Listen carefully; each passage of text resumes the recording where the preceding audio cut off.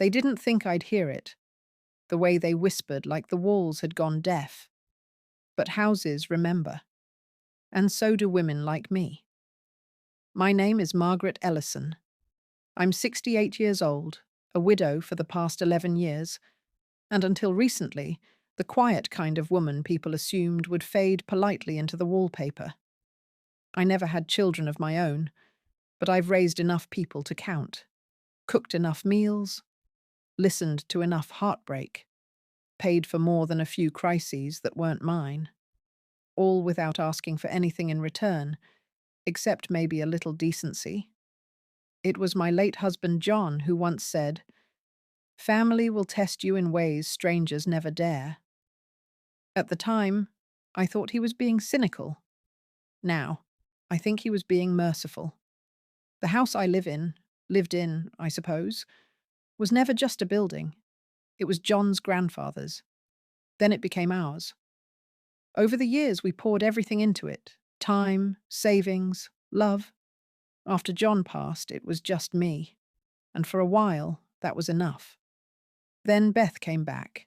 Beth is my niece, my sister Diane's daughter. Diane died young. Cancer. It hollowed her out in 6 months. I was the one who stepped in, held Beth's hand at the funeral, and told her, "You'll never be alone." She was 12. I was 40.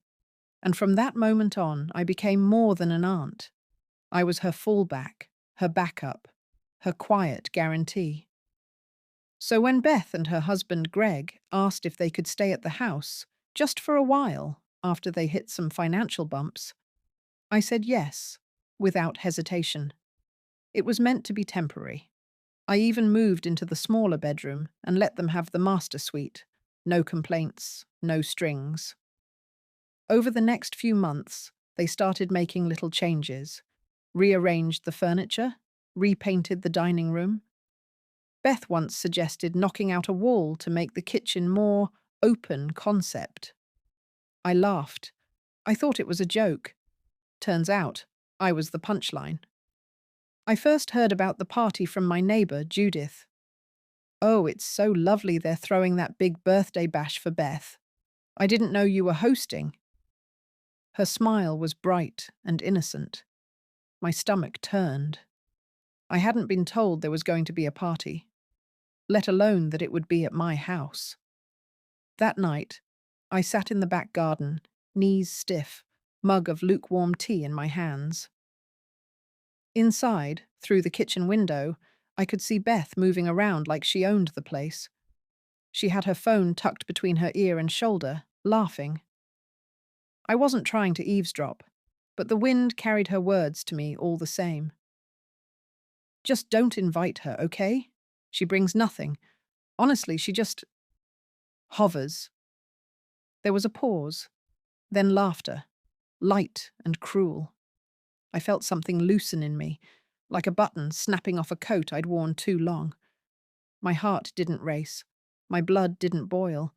It was worse than that.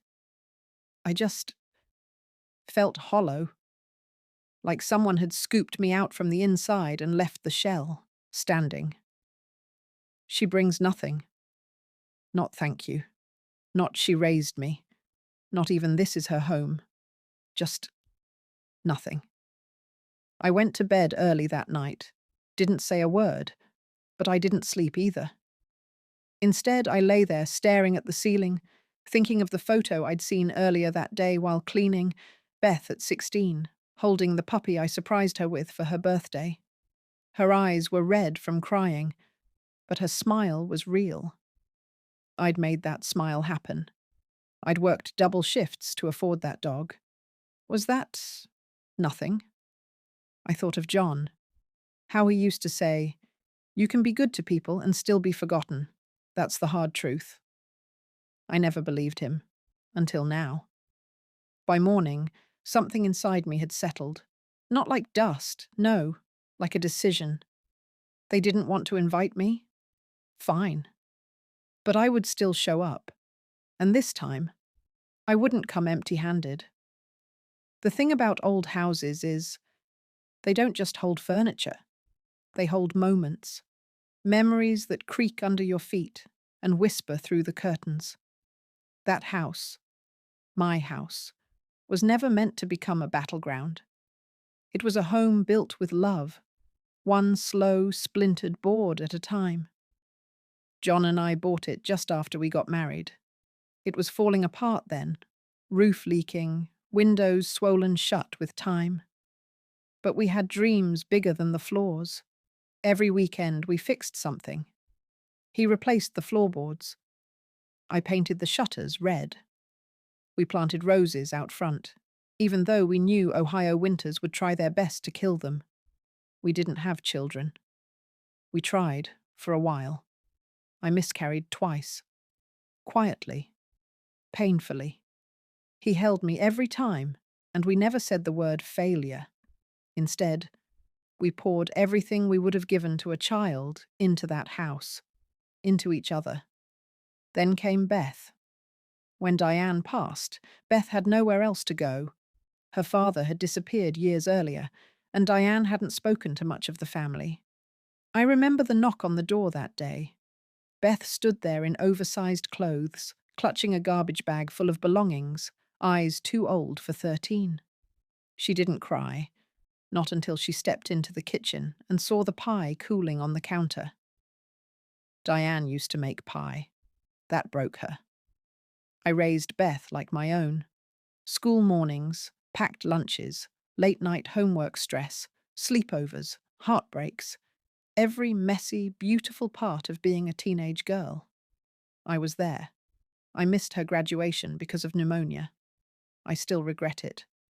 And I never stopped being there, even after she got married to Greg. They moved into a one-bedroom in Columbus. I helped with the deposit. When Greg got laid off and they fell behind on rent, I offered the house without thinking twice. That was 3 years ago. They'd promised it was temporary. "Just 6 months, Aunt Margaret," Beth said, pressing my hands. "You're a saint." I gave them the master bedroom. Greg said, "That's too much," but took it anyway. Beth said I was like a second mother, that she'd never forget it. She forgot it. Slowly, like erosion, the house stopped feeling like mine. I wasn't consulted when they rearranged the living room. Greg painted over John's office without asking. The green walls John and I chose together? Gone. Replaced with trendy beige. They took down our wedding photo and replaced it with abstract art, Beth said, matched the aesthetic. She didn't ask. She just did. I said nothing. Because when you love someone like they're your own, you excuse things. You explain them away. They're stressed. They didn't mean it. They're just finding their place. Until one day you realize you've made yourself smaller so many times, you don't recognize your own shape. A few months ago, Beth brought up the deed. "Have you ever thought about just transferring it officially? That way you wouldn't have to worry about taxes or paperwork. We could handle it." I laughed, brushing her off. "That's not something I'm in a rush to do." She smiled. "Of course. Just thinking of your future." But it wasn't about my future. It was about theirs. I never finalized the transfer, just filed a temporary trust agreement so they could handle utilities and basic paperwork. I thought I was helping. I didn't realize I was handing over a loaded weapon. Now, as I stood in the hallway staring at the portrait of John that Beth hadn't yet taken down, I felt a wave of shame, not at them, but at myself. For letting it happen, for being too trusting, for thinking love guaranteed respect. John used to joke that I had a heart too soft for a world with claws. Maybe he was right, but even soft hearts have teeth when they've been wounded enough. I walked to my bedroom and opened the bottom drawer of my old cedar chest. Inside was the file, labeled House Documents. The deed was there, still in my name, still mine. I ran my fingers over the signature line. John's signature sat beside mine from the refinance we did before he died. Below it, my own signature. Shaky, faded, but real. They'd planned their future without me in it, but they'd forgotten one thing. I built that future. And now, I was going to take it back. The day of the party arrived with the kind of sky that feels like it's holding its breath. Grey, still, uncertain. I was up before the sun, not because I had anything to do, but because I couldn't sleep. The weight in my chest felt like a stone, one that had been forming for years but had finally dropped. I brewed tea in the same chipped mug I'd used since John passed. The handle was cracked, but I still used it. Some things are worth holding on to, even when they're broken. Through the kitchen window, I saw the beginnings of their celebration. Balloons tied to the front gate, a white tent being assembled in the backyard, caterers unloading trays of hors d'oeuvres, strangers in my home, setting up a party I wasn't invited to. The smell of rosemary and lemon drifted through the air. I used to make lemon rosemary chicken every Sunday. I suppose they kept the recipe. At 9:20 a.m., I walked down the hall quietly. I wasn't looking for confrontation. I just wanted to retrieve a few things before the house was flooded with people who would barely remember my name. I turned the corner toward the study, the only room they hadn't touched. John's books still lined the shelves. The old leather chair, cracked and worn, sat beneath the window where he used to read the paper. As I reached for a photo album on the bookshelf, I heard them, their voices, Beth and Greg. The door to the guest room, my old bedroom, was slightly ajar. "She still hasn't left?" Greg asked, his tone low and annoyed. Beth sighed. "I told her the party was private.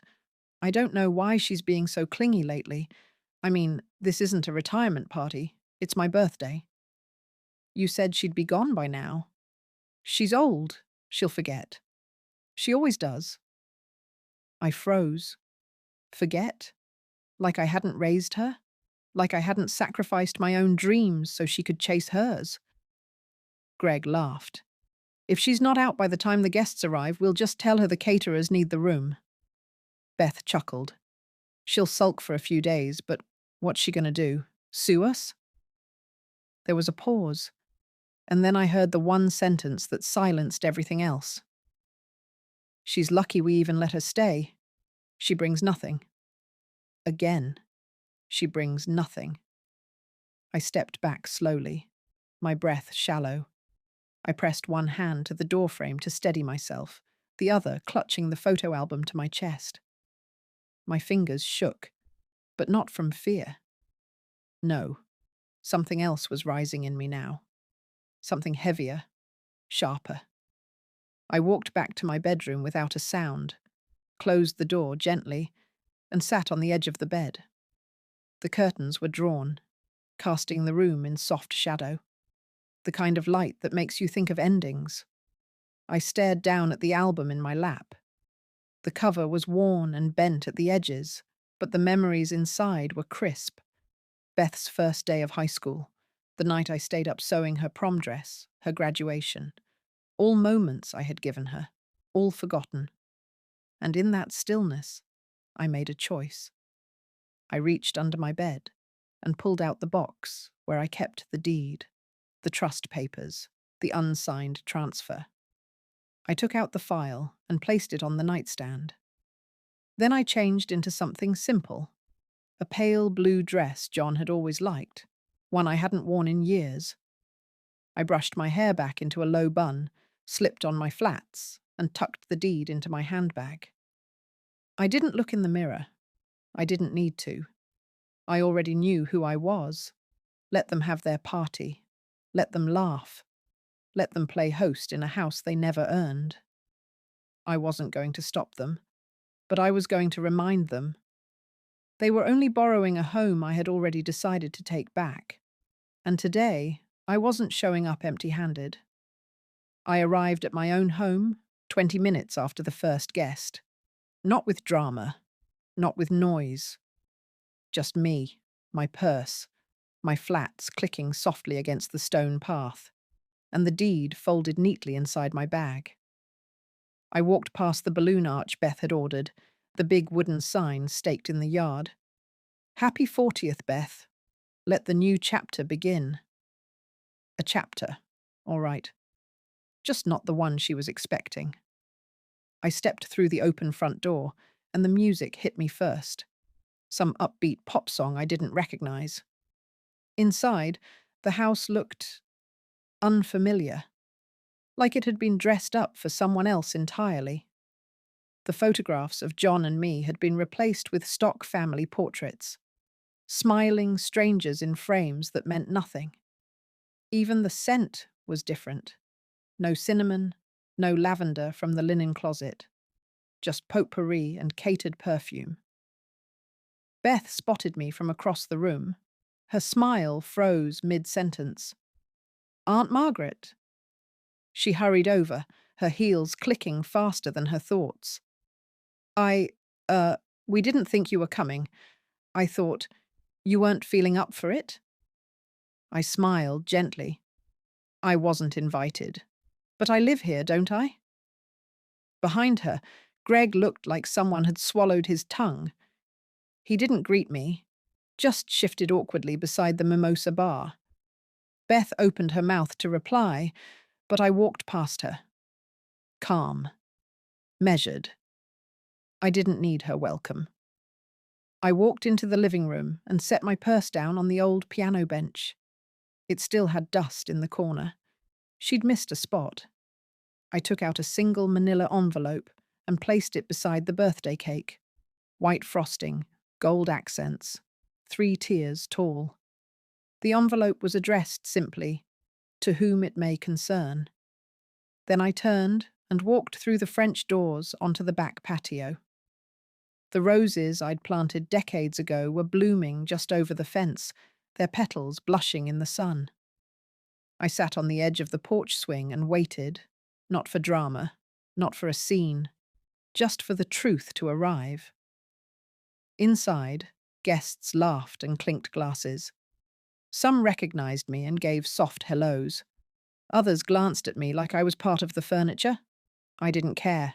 I wasn't here for them. 15 minutes passed before it happened. A cousin, Ruthie, bless her, picked up the envelope and, thinking it was part of the party favors, opened it in front of everyone. She pulled out the contents, started reading aloud. Her voice faltered halfway through. Notice of revocation, property deed, sole ownership. The room quieted. Then Greg's voice. What the hell is this? Beth snatched the papers from Ruthie's hands. Her face drained of color as her eyes darted across the page. This isn't real, she stammered. It's very real, I said from the swing. Beth turned to me, shaking. You can't do this? We live here. No, I said softly. You stay here. There's a difference. Greg jumped in, his voice rising. You're going to throw us out at her birthday party. No, I said again. I'm giving you time. You have until the end of the week. You're serious? Beth whispered. I nodded. You planned a future here without me in it. I'm simply following your plan. The silence that followed wasn't loud. It was suffocating. Somewhere, a tray clattered. The music stopped. And then someone whispered what the room was already thinking. She owns the house. I stood slowly, the swing creaking behind me. I walked back inside, through the crowd of people parting like water. No one stopped me. Not even Beth. I picked up my purse, paused at the door, and turned once.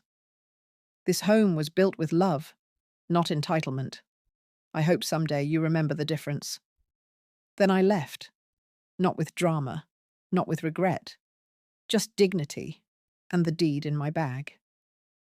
I didn't look back when I walked down the front steps. I didn't need to.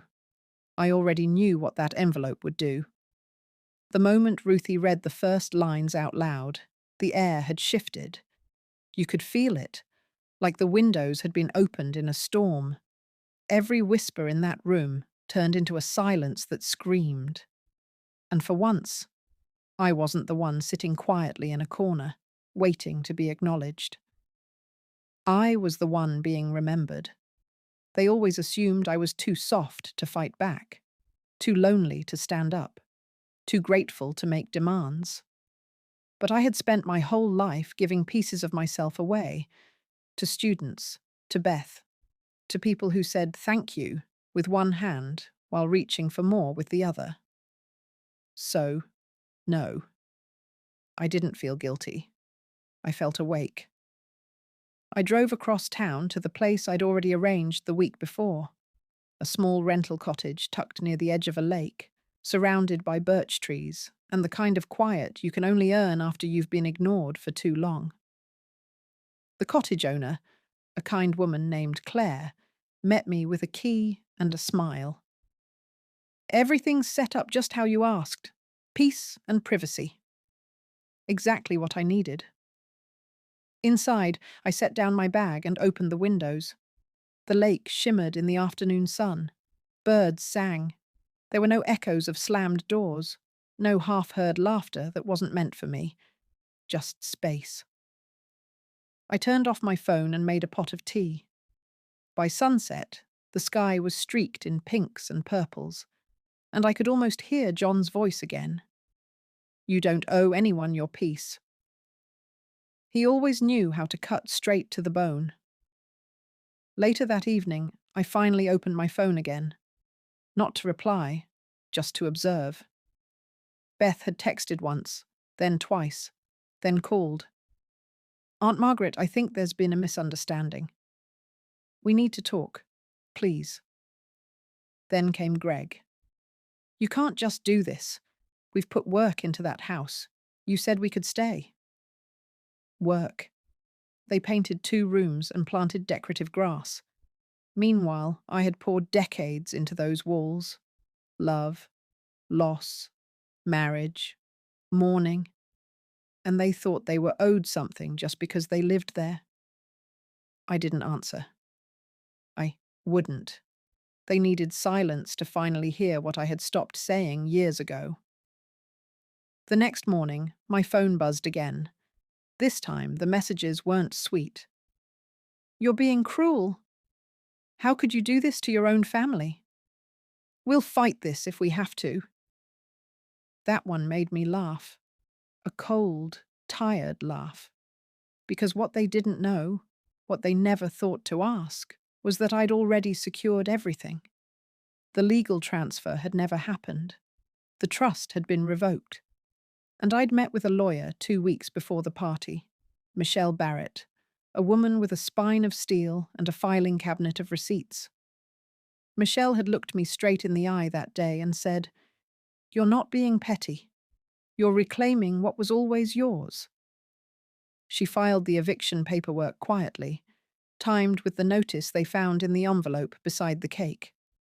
I told her I didn't want to humiliate anyone. I just wanted to leave with the truth intact. You'll leave with more than that, she said. You'll leave with peace. Now, as I sipped my tea and stared out over the lake, I realized something. I hadn't just taken back a house. I'd taken back myself. No one clapped when I did it. No one toasted to my name. But I'd walked out of that house taller than I'd walked in. And they'd finally seen what I brought to the table. Not noise, not decoration, not performance, just the deed and dignity. The days that followed were quiet, but not the kind of lonely I used to feel. This quiet was chosen, structured, sacred. In the cottage by the lake, I learned that stillness can be a kind of symphony when you've spent years being spoken over. Each morning, I made my tea with honey, sat on the front steps with my shawl draped over my shoulders, watched the mist curl over the water like breath. For the first time in years, I didn't check who needed me. I didn't wait for the knock the favor, the forgotten thank you. I simply was. Beth kept calling for the next 3 days. Greg, too. They tried every tactic: blame, guilt, charm, panic. Michelle, my lawyer, texted me after the third voicemail. They've contacted our office. I've responded formally. They have 7 days to vacate. I asked if they'd tried to contest. She replied, "They don't have a leg to stand on. The property is 100% yours. The documentation is airtight. Let them exhaust themselves. We'll remain still." Still. It was a word that held weight now. I didn't respond to Beth's texts, not when she said, "You're acting out of emotion." Not when she said, "This isn't who you are." And especially not when she said, "Everyone thinks you've lost it." Let them. Let them talk to their reflections and echo chambers. Let them spin a version of me that made them feel better about what they'd done. I was done living in someone else's story. Meanwhile, something beautiful began to unfold. Life. I enrolled in a community garden class. Nothing fancy, just a few local women who met on Saturdays to dig into the earth and talk about things that mattered. I met Judith, a retired nurse who loved sunflowers, and Leah, who had lost her husband in the same year I'd lost John. We shared silence and soil, and it was enough. No one asked me to bring more than myself. Then, about 5 days after the party, Sharon, an old neighbour from Sycamore Lane, sent me a picture. It was Beth and Greg, standing on the curb in front of the house. Their car was overloaded, the trunk tied shut with a bungee cord. Trash bags piled beside them. Beth was on her phone, face red, clearly yelling. Greg looked exhausted. The photo was blurry but honest. Sharon's message read, "The royal couple has been dethroned." I didn't laugh, but I did exhale. Not in triumph, in relief. I didn't need revenge. I didn't want them ruined. I just wanted the door closed behind me and my hands clean. That evening, as I stood on the porch, Claire, my landlord, walked by with her dog. She stopped at the gate and smiled. "You look more rested than when you arrived." "I am," I said. "Good," she replied, "because peace suits you." I nodded, unsure how to explain what it felt like to finally live in a space where no one sighed when you entered the room, where your presence wasn't seen as an obligation, where silence wasn't punishment, it was protection. By Friday, Beth's messages had slowed to a trickle.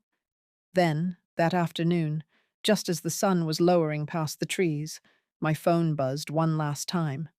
A voicemail. It was Beth's voice, but smaller. Worn. "You didn't even say goodbye." I stared at the message for a long while. Then I deleted it. Because the truth was, I had said goodbye. I'd said it the moment I picked up the deed. The moment I walked into my own house like a guest, and left like an owner. The moment I realized I didn't need to argue for space anymore. Some goodbyes don't come with slamming doors. They come with one last cup of tea, a porch swing, and the sound of your own name said softly, by yourself. It's been a few months now. The lake has become my morning mirror. I walk its edge each sunrise with my hands in my cardigan pockets, my steps steady. The wildflowers I planted around the cottage have started to bloom. Soft lavender, pale yellow, blush pink. I didn't plan the colours. I just let the soil decide. I think there's something sacred in that, in letting life surprise you again. The house on Sycamore Lane? It sold quietly 3 weeks ago. The new owners, an older couple from Vermont, sent me a handwritten thank you note and a photo of themselves standing in front of the magnolia tree I once planted with John. They didn't mention Beth or Greg. They didn't ask about drama. They only wrote, "This place feels safe." Thank you for building it with love. That line stayed with me. Not thanks for the house, but thanks for the love. Because that's what they never understood. Beth, Greg, everyone who whispered behind my back. They thought the house was just walls, an asset, a prize waiting to be inherited by default. But I knew better. That house had seen grief, joy, music, midnight tears, holiday dinners, quiet conversations by firelight. It held every version of me. Young, in love, heartbroken, healing, alone, strong. And when they said, she brings nothing, what they really meant was, she brings nothing we can exploit anymore. They were wrong. I brought everything. And when they stopped seeing me, I remembered myself. Claire checks on me sometimes. She knocks gently, even though I told her she didn't have to. And down the lane, James, my quiet, flannel-wearing neighbour, waves each morning. He's a retired mechanic who now builds birdhouses for the local park. He brought me one last week, said he thought my garden needed company. We sat on the porch that night, sipping cider. He never asked about the past, just pointed at the stars and said, "Some people think they own everything they touch, but light doesn't belong to anyone." And he was right. Beth tried to post online about being displaced, claimed I had manipulated her, stolen her future. But the comments, oh, the comments, people remembered. Old students of mine, former church members, neighbours. One wrote, "Miss Ellison paid for my textbooks when I couldn't afford them. She deserves more than your pity post." Another, "Family doesn't mean ownership. She gave you a life. That house was never yours." I didn't reply. I didn't need to. Some truths stand tall without a microphone. And then came the moment I didn't expect. Maybe the final closure I needed. One afternoon, I was trimming the edges of the garden when a car pulled up slowly in front of the cottage. I knew that car. I knew the slumped shoulders behind the wheel. Greg. He stepped out, alone, hair uncombed, tie loosened like he hadn't been wearing it for anything important. He held a plain envelope and walked toward me like someone who'd run out of words long before running out of shame. "I'm not here to argue," he said. "I just thought you should see this." He handed me the envelope. Inside were photos, real ones, printed. Beth, smiling, arms wrapped around a man who wasn't Greg, in a hotel lobby, at dinner, in his car, all recent. "She said I was boring," Greg muttered. "Said she married me because I was safe, that eventually the house would give us the life she actually wanted." He looked away. "You were the only one who ever gave her anything real," he added. "And we treated you like background noise." I said nothing for a moment. Then I folded the photos, handed them back, and looked him in the eye. "You get one life," I said. "Don't spend it waiting for someone to remember your worth, especially when you've already forgotten it, yourself." He nodded, said thank you, and left. That was the last I saw of either of them. Back inside, I placed a framed quote near my front door, one I copied from John's final letter. "If you ever find yourself surrounded by people who forget who you are, walk away. You've already given them enough." It greets me every morning like a promise. And now, when I walk into my little living room with muddy gloves and wind in my hair, I know I don't need an invitation to belong. I brought the deed. I left with dignity. And I've been blooming ever since.